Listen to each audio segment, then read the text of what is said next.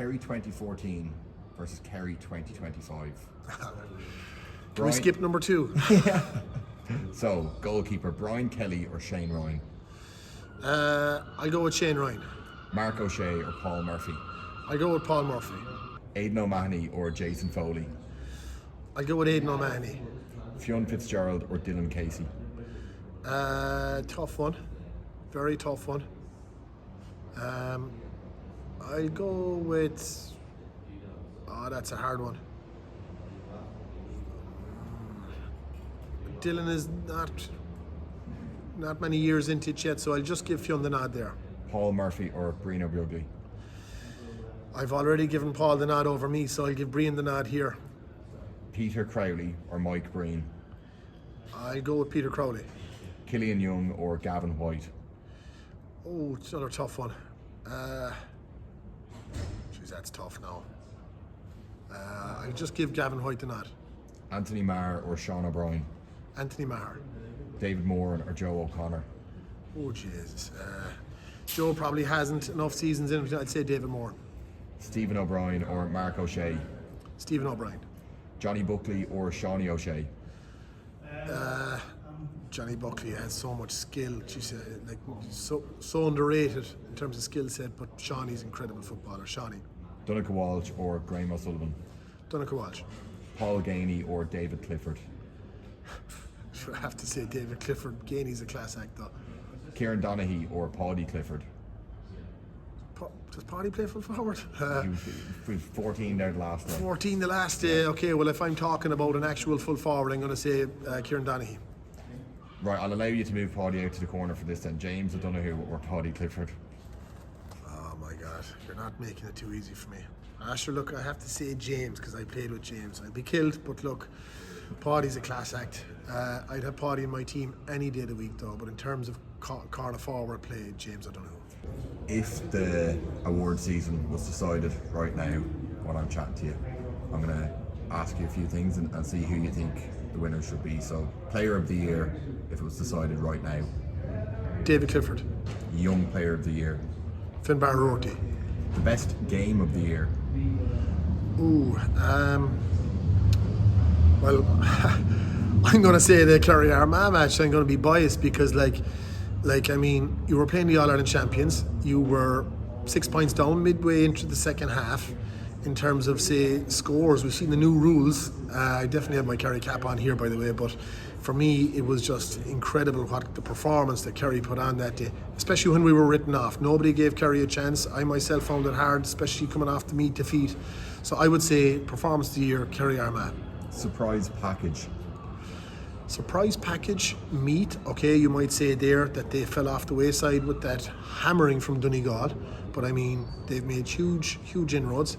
And they got to the Leinster final and then they get to an All-Ireland semi-final, albeit the wheels fell off. But you have to understand there, you could say that 20-point defeat with the 2 pointers the way it is, I don't think that can be dissected in that manner. Yes, those huge 2 pointers made a cricket score out of it, but Meath were definitely the team that came this year.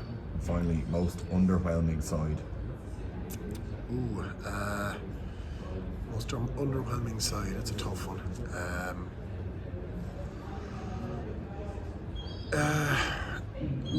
I suppose. Look, we've seen the likes of Galway, who were in the final last year and not really producing the goods, and players that have the ability to get over the line, and unfortunately, not being able to get over the line, not performing. When there's more in the tank and there's more ability there. So from that point of view, I'd be disappointed with Galway that they're not getting the most out of their performance or the players that they have. All-Ireland final weekend must bring back some good memories from the past. Yeah, it does. I suppose you think of Kerry Donegal and you think of the 2014 All-Ireland final, and that was a tough day out because we were coming off the back of a defeat against Donegal in 2012, so we knew that we were going to have to be in the best of our powers to beat Donegal that day, and it took a ferocious effort to get over the line. Obviously, when you lose, you learn a lot in defeat, and you learn maybe areas we were exposed in, and the Donegal tactics and what worked for Donegal and areas where we could improve on. And I think definitely that defeat stood to us because we learned that maybe we had to defensively be more solid because we were totally exposed in the back. We were, I suppose, Donegal had the best of both worlds in terms of they were able to get bodies back, and then when they got the turnovers, they counter-attacked, and we were totally one-on-one on the inside line. And I remember in that day in 2012, there was like, say, oceans of space between myself and Colin McFadden and the rest of the play. There was 100 yards, and any type of a ball into McFadden would work. So I suppose in 2014, we as a group and led by Eamon, the manager, we spoke about what could we do, you know, if Donegal decided to get their players back, what could we do to counter-attack that? And we decided to leave a couple of players at home in front of our full back line with the likes of Paul Murphy, Peter Crowley, and that takes huge discipline because if you fellas who are staying back and covering, you know, the tendency would be to get involved in the play and get up the pitch, but we had to be completely disciplined in our style of play, and the boys managed to do that. Paul Murphy did get up the field in the second half and kicked in an outrageous point over the bar, with the outside of the boot into the hill. And in those big games too, you have to have an element of luck, and we had the luck that day. We you know, got the rub of the green, kick out, Durkin's kick out, Donaghy caught it back to the net, so we were lucky. But I suppose in all these games, sometimes you get the rub of the green, sometimes you don't. We had the rub of the green that day, and thankfully got us over the line against Donegal. What's that week of in the build-up? I know it was a 2-week break, but the week starts Monday. You know, you're playing that Sunday. What were you like? I know experience probably helps it, but it must be a strange old week to take your mind off things even a little bit. Oh, it does, I suppose. You have to kind of take your mind off it. You can't live the game completely in the build-up. You have to kind of relax and take your time out. But certainly in the back of my head was the fact that I was marking Colin McFadden in 2012. He kicked a few scores off me, and I wanted to kind of maybe even the score a small bit and try and, you know. And I suppose when I found out I was given the job to mark Colin McFadden, I knew it was a huge task because he's an extraordinary footballer, and to get over the line that day would require me to kind of do my job. And you know, there was a good few fires that we had to quench, and that was one of them. And thankfully, look, it went well enough. Aidan O'Mahony had another job on Michael Murphy, and you know, there was a good few jobs that we had to kind of do because they had so many threats all over the pitch. And look, again, like I'll go back to it, any game you play, sometimes if these games are tight, it comes down to margins and it comes down to luck. And we had that rub of the green that day, and thankfully got over the line. What do you like now as a spectator, as a fan watching on, rather than stepping out and being talked out for Kerry? What do you like watching the games?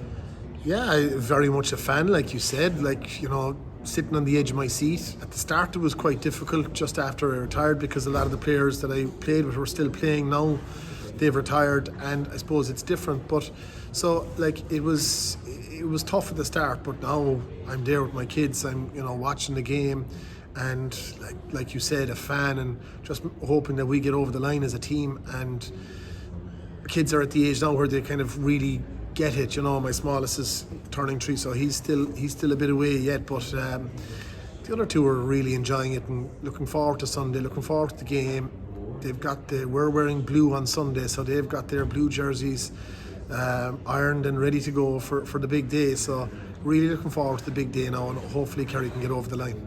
You spoke earlier about Colin McFadden, your battles, obviously a younger Michael Murphy, Mark McHugh there as well, Ron McHugh. Where is the biggest threat you see now from this Donegal team? It's quite a different side, albeit it's still a Jim McGuinness side, but very different threats. Yeah. There's so many of them there. Like, where do you start? I mean, we start at number 1. You start at Sean Patton. Like, I mean, he's been incredible. What he can do with the ball in terms of his kickouts, his restarts. He can go short, he can go long. If you put a press, he can go over the press.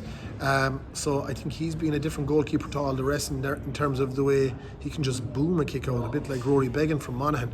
So he's one fella that we have to kind of keep an eye on. We've done very well in the semi-final, the quarter-final and the semi-final with goalkeepers. So, but I think this guy poses a different threat. Defensively, they can get their players up the pitch. They're so strong. They can just they've so much fitness in the tank. We saw Kieran Moore getting up against Mayo, getting that wonderful score, that lung-bursting run. You've got Morgan, you've got McHugh, you've got Owen Baugh and Gallagher. Rorty is sensational. He got man of the match in the last game, and then McCall is going to do probably a man marking job on David Clifford, albeit he will get help.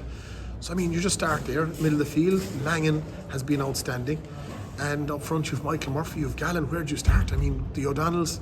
So there's quality throughout this team. I don't think, you look at Kerry, and I know we'll get to Kerry, but you look at Kerry and there's probably 2 or 3 star forwards, and that's where primarily we're getting the scores. Donegal are a balanced outfit in that they get, with the exception of Murphy, who comes in for maybe 5 or 6 per game, you're getting a more balanced, even scores from throughout the team, and that's going to be an area where Kerry can't just focus in on 1 or 2 guys. They have to focus in on a good few players here. Is there a worry? And a lot of the talk is about how to stop David Clifford. I think it's more of a limiting David Clifford to maybe 4 or 5 points rather than a 1-8 or 1-9 where the game could be one for Donegal. But do you feel if Clifford is shut down and he is limited, is the firepower there to fire you to an All-Ireland final win over a side like Donegal?